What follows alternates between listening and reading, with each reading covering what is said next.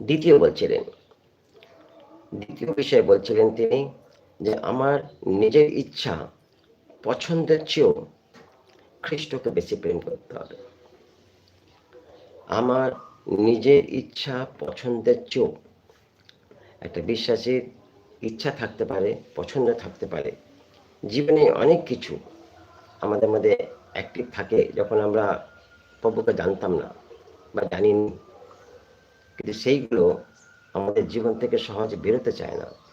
প্রভুকে জানার পর সেই ইচ্ছা, সেই পছন্দগুলো আমাদেরকে তাড়া করে বেড়ায়, আর সেইগুলোই আমাদেরকে আষ্টে পৃষ্ঠে ধরে রাখে, যাতে খ্রিস্টের প্রতি আমাদের প্রেম বৃদ্ধি না পায়।